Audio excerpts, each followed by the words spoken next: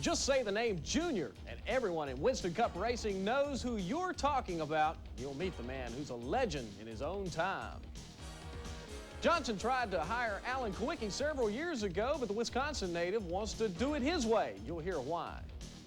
And Felix Sebates doesn't need to own a Winston Cup team, but he does for the sheer pleasure of it. And a lot of people are glad he's part of the sport. That's all next on Race Day.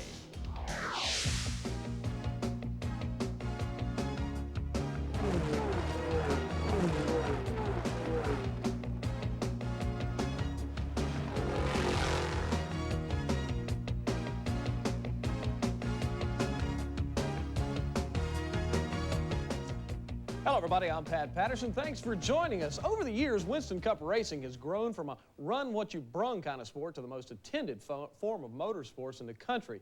The path to success is as varied as the people involved. On this show, you're going to meet three distinctively different men who have achieved success in stock car racing's toughest division.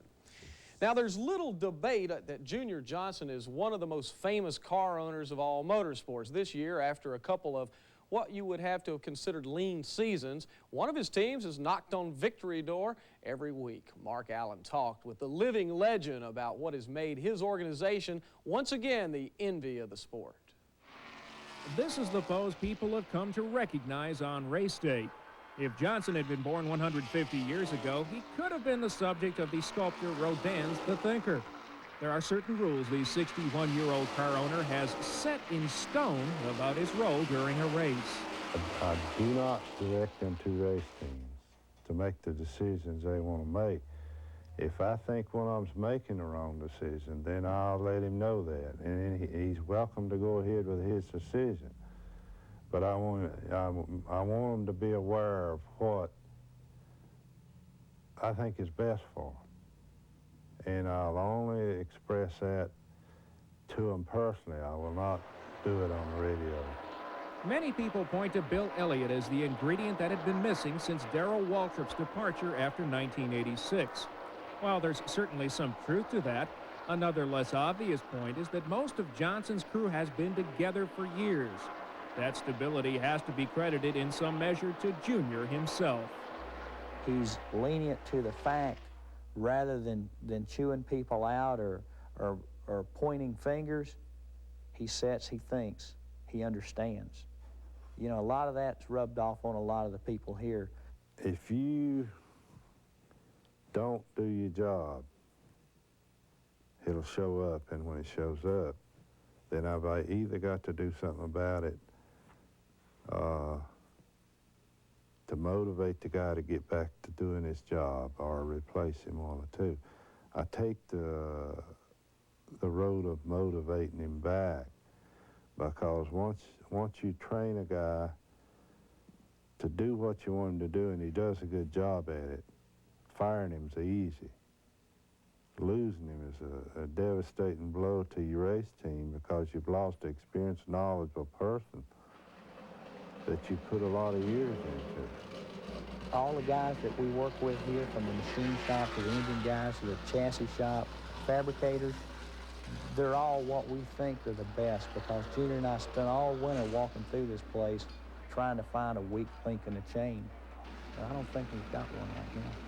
Junior Johnson Video Productions Incorporated. That's one of his companies, but the bulk of his 53 employees are devoted to racing. The bigger the company gets, the harder it is to run, the more tighter ship you've got to run, that type of thing. One task he hardly had to devote any attention to was getting Bill Elliott to mesh with the team.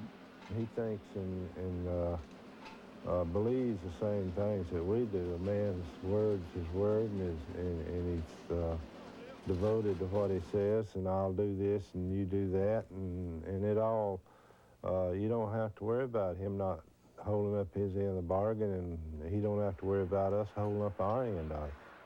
But before anyone suggests that Junior, who got the driver he's wanted for 7 years, is now going to sit back and just let the victories mount up over the 3 years of the Elliott contract, you'd better listen carefully, especially you General Motors fans.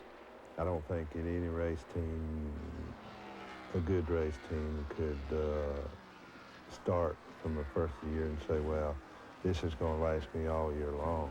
I don't have to change directions or do anything different than what I'm doing right now. If they do, they're going to get beat before the year's over, because I see teams changing directions all year long, and all you got to do is have one of them to hit onto something, and he beat your brains out for 4 or 5 months. Once the headset goes on, the focus is the next 4 hours. But you have to wonder how far into 1993 Johnson is thinking at any given moment. Truly fascinating. To give you an idea of how well Junior Johnson's drivers did in the 80s, just look at this statistic. Those 59 wins are more than 1/6 of all races run in the decade, and that's pretty impressive. Up next, the man who turned down Johnson to do his own deal. Stay with us.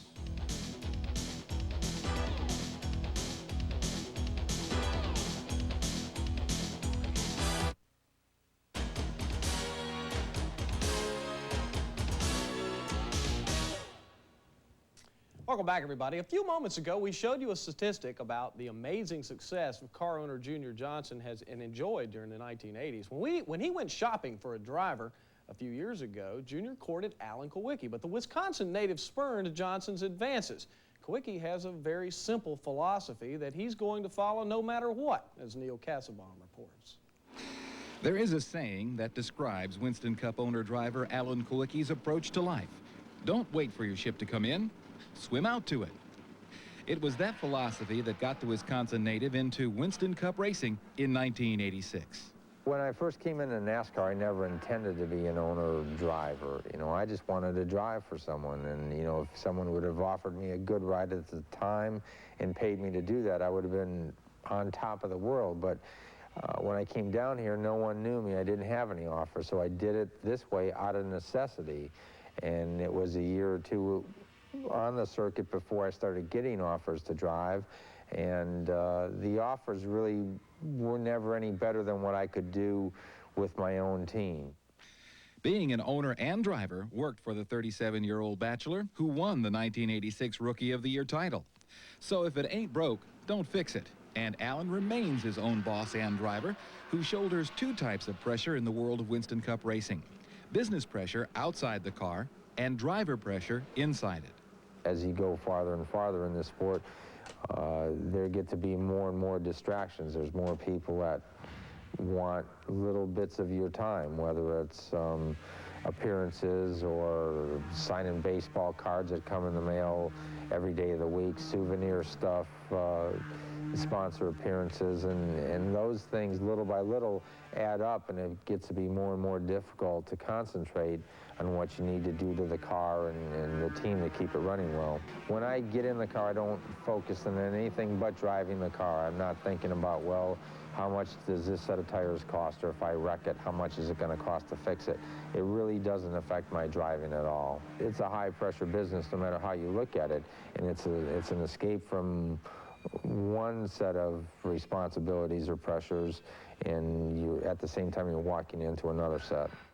As Winston Cup racing has grown, so have the demands placed on drivers, until the number of owner drivers who regularly competed in Winston Cup racing dwindled to 3 by 1990, with the most successful being Kulwicki.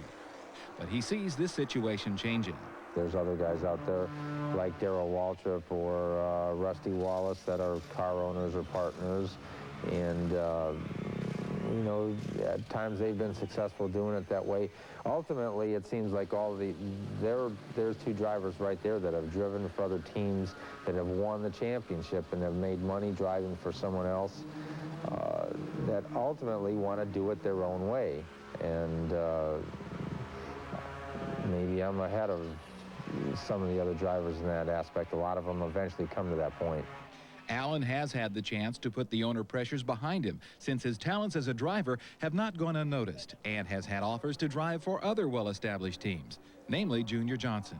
The first times that I was approached by him, I had Xerox as a sponsor and had made some pretty good close friends within that company too. And another reason, I was happy at the point I was in my career, and with the relationship I had with that sponsor, and felt some loyalty to him, and just chose not to move on. And You know, that question has come up numerous times since then, as it is today. You know, why didn't you do that? Do you wish you would have done that? Well, I'm not second guessing, and I think that we have been successful on the NASCAR circuit, not as successful I would like, but, you know, I think the jury's still out. You know, I think we're going to have a very good year this year, and by the time this is all over, you know, we might look back on it and say it was the right thing to do. Time will tell. So Kulwicki, whose best year was 1990 when he finished 8th in Winston Cup points, remains behind the wheel of his number 7 Ford Thunderbird. But if he wasn't driving, would he be content to just be the owner of his team? I don't think so. I'm not really planning on it at this time. You know, if that's what I wanted to, well, then I've got a team built up that could go on for years after I retire. But it's a demanding enough business that I don't know if I would go through this for someone else to drive the car. Now, that could change. My way of thinking may change when I get older, but I'll just have to see. There might be other things I want to do with my life at that time. But while Alan Kulwicki is active as an owner-driver, he maintains a very realistic outlook on his career and goals. I'm never going to win 200 races in Winston Cup racing, and I'm never going to win 7 championships. But I want to win my fair share of races, and I would like to win the championship, and I want to be remembered as a clean, fair, square competitor, and one that stood up for what he believed in and did it the way that he thought was best. Alan Kulwicki, the captain of his own ship that is just about to come in. I'm Neil Cassabaum, reporting for RaceDay.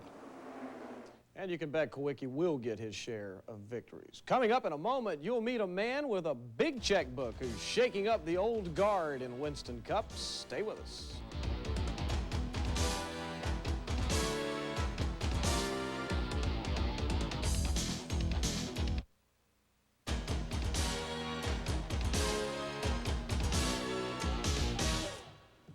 Welcome back, everybody. As legend has it, when Felix Sebates fled his native Cuba 33 years ago because of Fidel Castro, he arrived in this country with $25 and a couple of boxes of cigars. That was several Teddy Ruxpins and a few Atari ping pong games ago. Now Sebates is head of a multi-million-dollar sales company and of an empire that includes one of the top teams in Winston Cup racing. Stephanie Boyd gives us a closer look. On just about any given weekend as the Winston Cup Tour makes its rounds, you can probably find the owner of the mellow yellow Pontiac somewhere in the garage area. Felix Sebates may be grossing around $400 million in sales each year with his company, Top Sales, but his race team demands and gets much of his attention. Sebates prides himself on being a hands-on owner and enjoys the niche he's carved for himself in the racing community. What is it about NASCAR racing that gets you going? You know, people have asked me that question, and I can honestly tell you that I have met the nicest people in the world involved with the sports of Winston Cup racing. In the business world that I'm in, you have a lot of phonies, you have a lot of backstabbing, and you have a lot of, you know, everybody's jockeying for position to better themselves. In racing, everybody jocks for position, but nobody stabs anybody. And I've seen it when we had wrecked, and we were with no cars, how the other teams came around to help us. We have done the same thing with other people who have been hurt, and it's like a big family in a small world. And it's something that's very rewarding to me because I feel like when I walk in the garage area, I'm with my family, and I really love that a lot. The family that's welcomed him with open arms has also heaped its share of sibling rivalry on Sebates. Incredible incentives for the mellow yellow team, as well as the huge sponsor dollars Sabco Racing brings in, have set new standards for stock car racing. But it's also drawn criticism from within the Winston Cup ranks. You know, there's been some owners that have criticized what we have done. But on the other hand, I think, you know, you take the Rick Hendricks and the Chuck Riders and some of us that have all the business besides racing, that we have come in and put a lot of our own money into. More work for the flagman. In the next 30 laps, mechanical problems took out Ernie Irvin and the usually stout Ford of Gordon. And then it was time to clean up the track, so the red was unfurled again. After the unwelcomed break, Grissom, Darrell Waltrip, and number 77, Jimmy Spencer, were running 1, 2, 3. Spencer, known as Mr. Excitement, raised Waltrip's excitement quotient when he was convinced to go high in the turn. Spencer now was second. Stick around, we'll have the exciting conclusion in just a moment.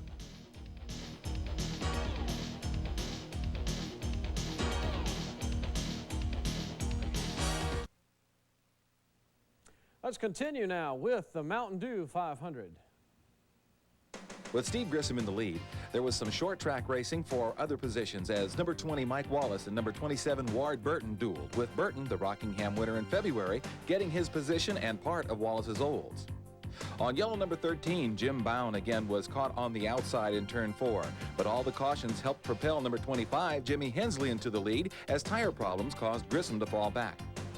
Hometown favorite number 6, Tommy Houston, had early problems, but unlapped himself until Hensley decided it was better to keep this championship driver one lap down. Then, a man on a mission, Robert Presley, made his move to the front in no uncertain terms, while Hensley had to pit and lick some wounds. The one-groove racing surface caused everyone to head for the inside on both ends of the track, and when Labonte and Spencer both tried for the same spot, Spencer moved into 4th. Now for you record keepers, this is the one that earned this race the dubious honor of having the most yellows. Number 20 on lap 200 with 100 laps yet to go. Presley's huge lead went away once again as Houston unlapped himself. Then after the green came the black, flag that is, for leader Presley, who was supposed to pit because of some dragging metal, and that left the top 3, Spencer, Waltrip, and a battered Houston. With no fear of denting his car anymore, Houston rooted Waltrip out of the groove for second. And that worked so well, a few laps later, he did the same to Spencer. With 40 laps to go, Houston had come from 30th place and 1 lap down to take the lead. Presley's good run of the day then was slowed when a slip in 4 started a long slide for control that ended with a hard crunch all the way down the track in turn 1. Then, with only 3 trips around the 3rd mile oval to go, a race-ending 26th caution period ensured local favorite Tommy Houston of his 24th career BGN victory. Bobby Labonte was second, Chuck Bowen third, with Joe Nemechek and Darrell Waltrip rounding out the top 5. And that's it for this Motorsports Moment. I'm Pat Patterson. We'll see you later.